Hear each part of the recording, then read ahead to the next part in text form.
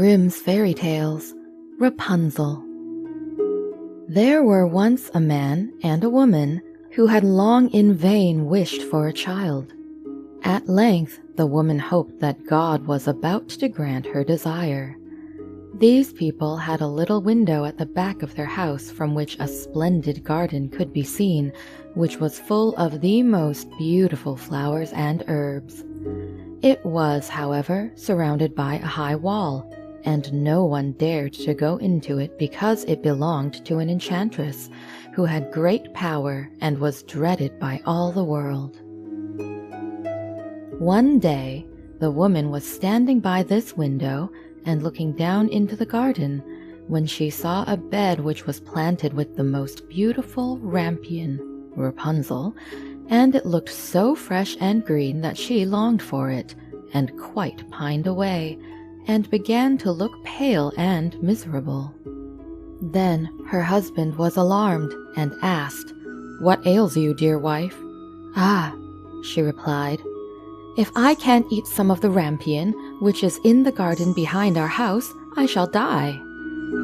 The man, who loved her, thought, "Sooner than let your wife die, bring her some of the rampion yourself. Let it cost what it will." At twilight, he clambered down over the wall into the garden of the enchantress, hastily clutched a handful of rampion, and took it to his wife. She at once made herself a salad of it, and ate it greedily. It tasted so good to her, so very good, that the next day she longed for it 3 times as much as before. If he was to have any rest, her husband must once more descend into the garden. In the gloom of the evening, therefore, he let himself down again, but when he had clambered down the wall, he was terribly afraid, for he saw the enchantress standing before him. "How can you dare," said she with an angry look, "descend into my garden and steal my rampion like a thief? You shall suffer for it." "Ah," answered he, "let mercy take the place of justice. I only made up my mind to do it out of necessity. My wife saw your rampion from the window and felt such a longing for it that she would have died if she had not got some to eat." Then the enchantress allowed her anger to be softened and said to him, "If the case be as you say, I will allow you to take away with you as much rampion as you will. Only I make one condition. You must give me the child which your wife will bring into the world. It shall be well treated, and I will care for it like a mother." The man in his terror consented to everything, and when the woman was brought to bed, the enchantress appeared at once, gave the child the name of Rapunzel, and took it away with her. Rapunzel grew into the most beautiful child under the sun. When she was 12 years old, the enchantress shut her into a tower, which lay in a forest, and had neither stairs nor door, but quite at the top was a little window. When the enchantress wanted to go in, she placed herself beneath it and cried, "Rapunzel, Rapunzel, let down your hair to me." Rapunzel had magnificent long hair, fine as spun gold, and when she heard the voice of the enchantress, she unfastened her braided tresses, wound them round one of the hooks of the window above, and then the hair fell 20 ells down, and the enchantress climbed up by it. After a year or 2, it came to pass that the king's son rode through the forest and passed by the tower. Then he heard a song which was so charming that he stood still and listened. This was Rapunzel, who in her solitude passed her time in letting her sweet voice resound. The king's son wanted to climb up to her, and looked for the door of the tower, but none was to be found. He rode home, but the singing had so deeply touched his heart that every day he went out into the forest and listened to it.